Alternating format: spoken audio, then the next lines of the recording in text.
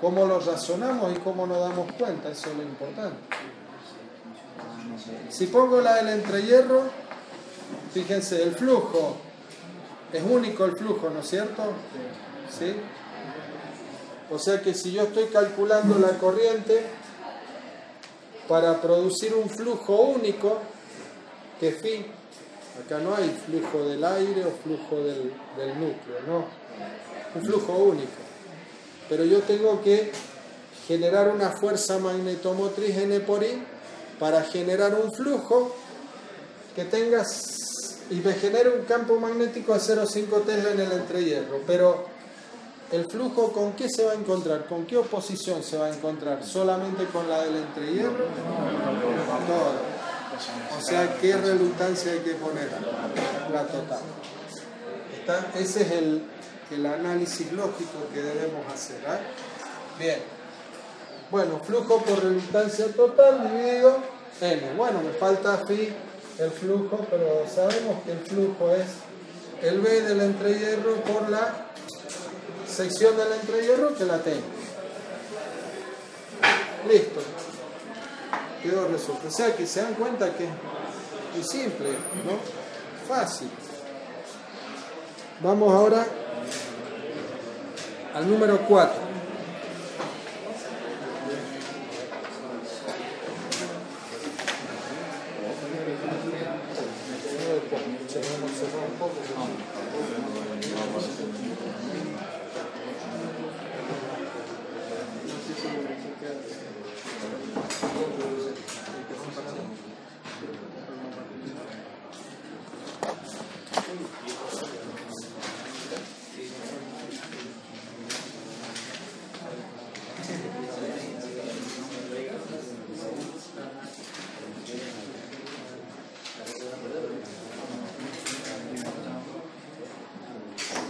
Bueno, el número 4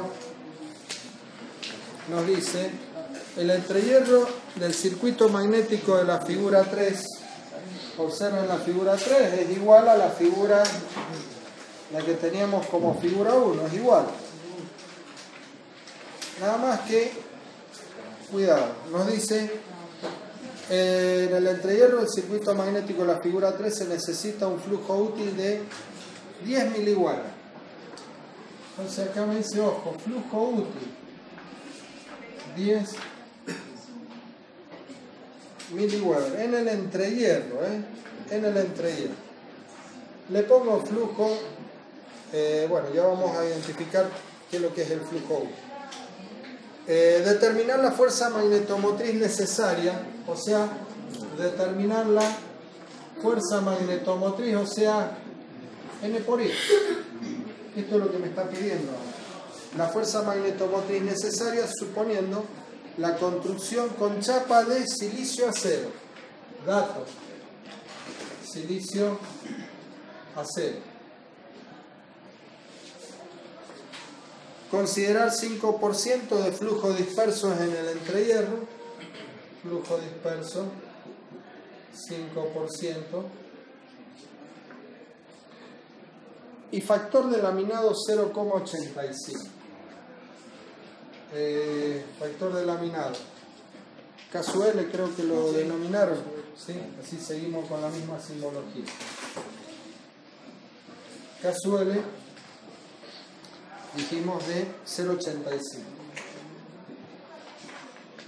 Ahora me está diciendo que el núcleo ya no es como el de recién, sino que ahora el núcleo está laminado. ¿Por qué está laminado el núcleo? Para que estén orientados. Para reducir corrientes parásitas o corrientes de Foucault, ¿no es cierto? Recordemos, ¿por qué? ¿Y por qué se producen esas corrientes parásitas o corrientes de Foucault? El flujo. ¿Cómo está atravesando el flujo? Esto normalmente se hace, ¿en qué caso se hace estos núcleos laminados? Cuando tenemos corriente de qué tipo? Alterna. Claro, una corriente alterna me genera un flujo, una corriente alterna es variable en el tiempo. ¿Qué me genera? Un flujo variable en el tiempo. Y ese flujo variable en el tiempo, y es un flujo que me está, ¿no es cierto?, atravesando una sección transversal. Si yo acá considero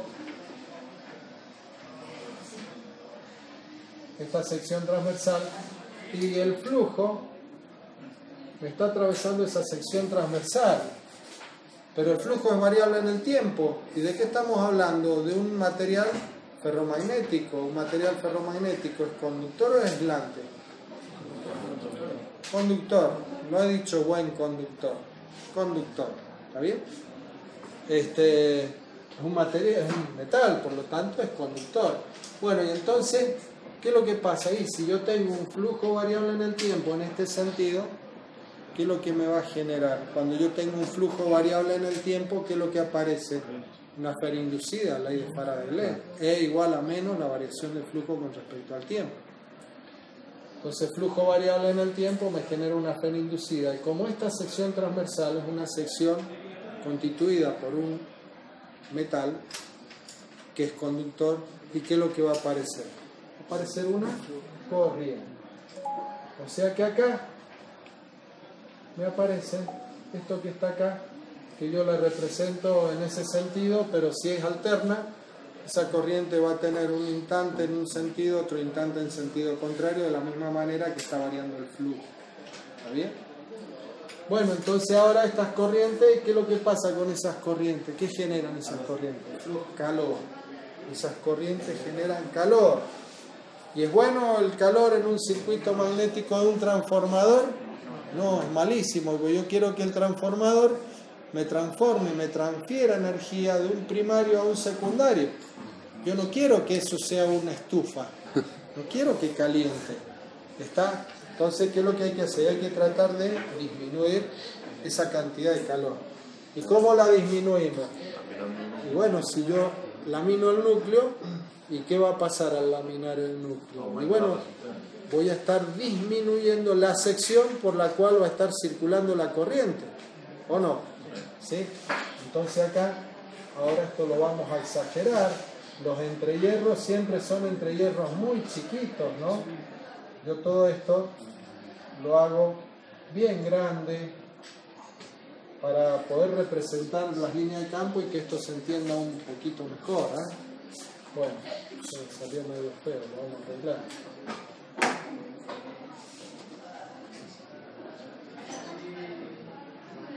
Bueno, entonces laminamos el núcleo, ¿sí? El núcleo viene así y lo vamos a laminar. Entonces esto, ahora, este núcleo está laminado de esta manera. Y acá también. Acá el núcleo está laminado así y acá también. Entonces ahí tenemos el núcleo laminado. ¿Y ahora qué pasó?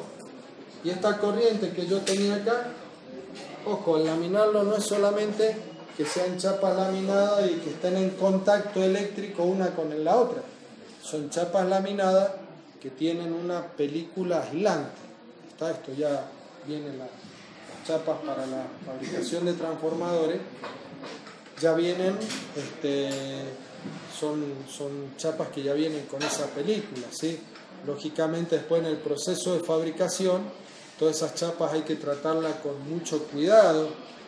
Cuando se las corta, no tienen que quedar rebarbas, porque esas rebarbas después me generan espacios de aire entre hierro, que es malo. ¿Está? Hay que tratar de que esa película, que ese espesor de aislante, que es muy muy finito, de que no se raye, de que no haya contacto después entre chapa y chapa. Porque si yo lo lamino y tengo contacto después entre chapa y chapa, no tiene ningún sentido, es lo mismo que si fuese un núcleo macizo. ¿Está bien? Bueno, entonces esta es nuestra situación planteada. Bueno, acá borremos esto, porque esto ya no es así. Ahora vamos a tener que esas corrientes van a circular ahora por la chapa, la sección transversal de la chapa. Entonces tengo ahora una sección muy chiquita, disminuir la sección, Si disminuí la sección, aumenté la resistencia. Resistencia, resistividad por longitud sobre sección. Disminuyo la sección, aumento la resistencia. Y si aumento la resistencia, disminuyo la corriente, ley de Ohm. ¿Sí? Disminuyo la corriente. Bien. I igual a B sobre E. O sea, todo está relacionado. Acá todos ¿sí? Los conceptos básicos de física, todo se aplica. Bueno, entonces esta es la situación. ¿Qué es lo que me están diciendo? Bueno, hay que determinar un flujo útil de 10 miliwatts. ¿Dónde vamos a tener ese flujo útil? Bueno, este flujo útil es el flujo que yo tengo debajo de la sección transversal. Ese es el flujo útil, debajo de la sección transversal.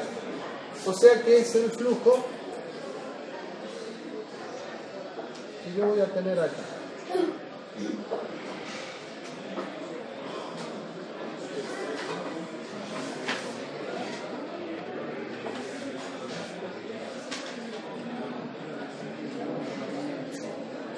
Bueno, ahí tenemos.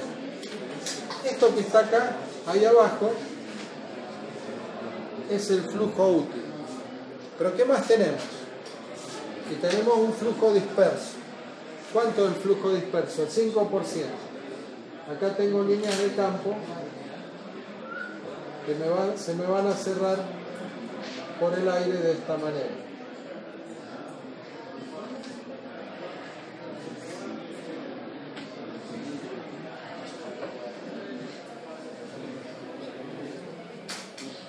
Bueno, ahí está. Se ve, ¿no es cierto? ¿Es el 5% del flujo total o del flujo útil? Es lo mismo. Es lo mismo. Porque hay muy poca diferencia entre el flujo total o flujo neto y el flujo útil. Entonces nosotros, ¿qué vamos a hacer? Vamos a hacerla fácil. Y vamos a tomar el 5% del dato que tenemos. ¿Está? Bien. ¿Y acá qué es lo que tengo ahora? Acá tengo el flujo neto o flujo total. Flujo neto. Flujo útil en rojo. Flujo disperso. ¿Está? Esa es la situación planteada.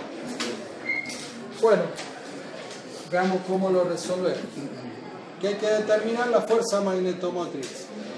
Fíjense, ¿por qué camino vamos? ¿Vamos por el camino 1 o por el camino 2?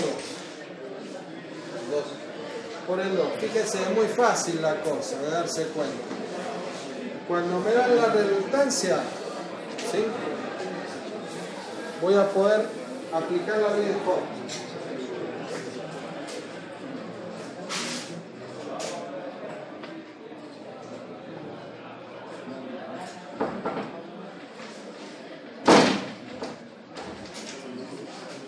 Bien. Entonces vamos a ir por acá. O sea que la fuerza magnetomotriz N por I va a ser igual a la sumatoria de las H por L. O sea que N por I va a ser igual a H del núcleo por el L del núcleo más el H del entrehierro o del aire por el L del entrehierro. Hay que sacar N por I. Bueno, entonces ahora esto. L del núcleo, ¿cuánto vale? ¿Es dato? Hay que sacarlo. Hay que sacarlo, pero es dato. Es dato, es decir, está dentro de las dimensiones. Bueno, ahí ustedes tienen que trabajar y entrar a... Suma todo lo que tenga resistencia. Ahí tienen que aplicar el razonamiento. Línea media. Vos de ese circuito te están dando las dimensiones y qué es lo que es la longitud, esa longitud del núcleo. ¿Qué es lo que es? Es la línea de campo magnético que recorre la mitad, el centro del circuito magnético. O sea, es una línea media. ¿Me explico? O sea, de ahí pasaría por el centro, sí. Claro, esa línea media es la que viene por acá por el centro y recorre acá el circuito, dobla en el centro y dobla en el centro y viene acá y va por todo el centro del circuito magnético. Esa es la línea media. Siempre ahí es donde se toma la longitud del núcleo. ¿Está? Bueno, o sea que con las dimensiones, bueno, ustedes tienen que ahí, no hace falta que les explique cómo sacar ahí una longitud media de ese circuito, donde ya tienen las dimensiones, ¿ah? Entonces ustedes ahí tienen que sumar, restar, en fin, sacar la longitud media. Bueno, entonces ahí tengo la longitud del núcleo y la longitud del entrehierro está dada también, es dato. O sea que me están faltando dos incógnitas, esta y esta. Las dos incógnitas que hay que determinar. Bueno, ¿cómo lo hacemos? Bueno, dijimos vamos a tener que ir por este camino. Tengo el valor de... me falta un dato acá, me parece, ¿sí? ¿Cuál es el dato que me está faltando? Que hay que determinar el flujo útil, no, acá está, este es el dato, flujo útil de 10 miliweber. O sea que yo acá dentro estas líneas de campo negra, que es la que están debajo de la sección transversal de todo el núcleo, ese es el flujo útil. Y tengo que sacar el H del núcleo. ¿Y cómo determinamos el H del núcleo acá? Fíjense, B, ¿a qué es igual? A flujo sobre sección transversal. ¿Está bien? Y acá tenemos que hacer también otro razonamiento. Yo tengo, ¿qué dato tengo? Bueno, tengo el flujo útil, bueno, el flujo disperso también, y podría sacar el flujo neto. Digamos que el flujo neto es igual al flujo útil más el flujo disperso, ¿no es cierto? Si yo sumo acá este flujo útil más este flujo disperso, que es el que tengo acá, ¿qué es lo que obtengo? Y el flujo que está llegando o el flujo que está saliendo, que es el mismo.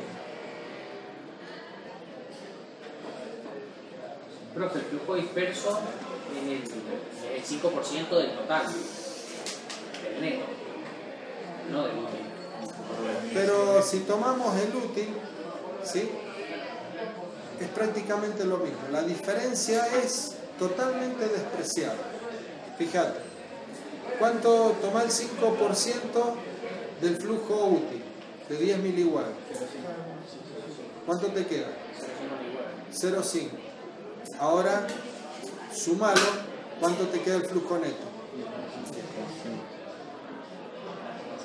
10,5 miliweber. Sacarle el 5% a 10 miliweber o sacarle el 5% a 10,5 miliweber. ¿Cuál es la diferencia? ¿Está? O sea, la diferencia es ínfima. Por eso, ¿qué hacemos nosotros? Y tomamos el 5% del dato que tenemos. ¿Está? 5% del dato que tenemos. Y esto, cuidado, en los entrehierros, esto no es que estamos poniendo números así al azar, porque sí. Los flujos dispersos, estos entrehierros, normalmente son espacios de aire muy pequeños. Por lo tanto, esos flujos dispersos son flujos también muy pequeños. ¿Se dan cuenta? Por lo tanto, esto del 5%, 3%, 4%, y son flujos normales de los flujos dispersos. Bien. Bueno, entonces vamos con el análisis acá. A ver, yo voy a sacar acá, estoy hablando del núcleo ahora. Estoy hablando acá, me paro acá en el núcleo. Entonces voy a decir flujo sobre sección transversal.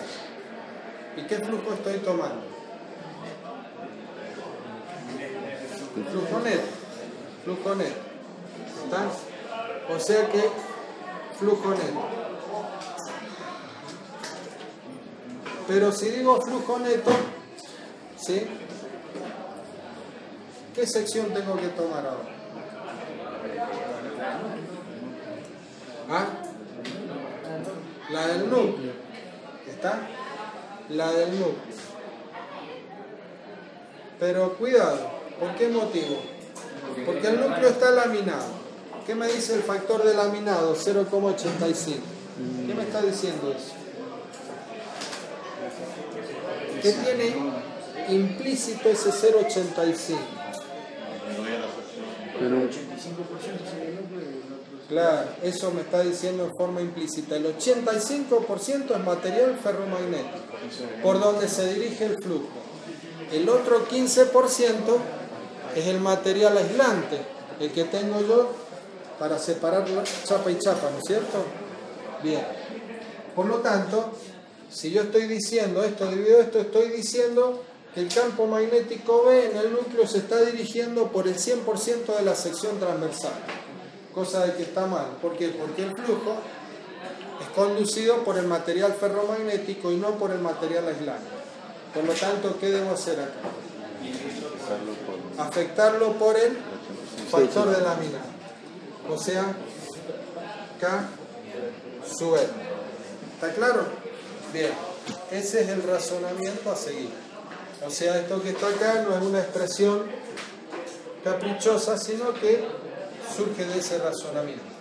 Bueno, entonces ahí tengo el B del núcleo. B del núcleo. Una vez que tengo el B del núcleo, ¿cómo saco el H? Me dice que silicio acero. Vamos a la curvita de magnetización. Entramos con el valor de B. Curvita de magnetización. B. H. Buscan ahí silicio acero. Entro con el valor de B. Y obtengo el valor de H. Ahí tengo el H del núcleo. Entré con el valor de B del núcleo. Bueno, bárbaro, ya está el primero. Me falta ahora el H en el entrehierro. ¿Cómo determino el H en el entrehierro? Hay una relación entre B y H. ¿O no? ¿Cuál es la relación que hay entre B y H? La permeabilidad. La permeabilidad absoluta es la que me da la relación entre B y H. ¿Sí? O sea, mu sub 0 por mu relativo es la relación entre B y H. O sea que puedo decir que B es igual a mu sub 0 por mu relativo por H. O sea que ahora, si yo digo que el H del entrehierro va a ser el B del entrehierro dividido, ¿qué cosa? Mu sub 0 por 1. ¿Sí? Bueno. ¿Y cuánto vale el B del entrehierro? El B del entrehierro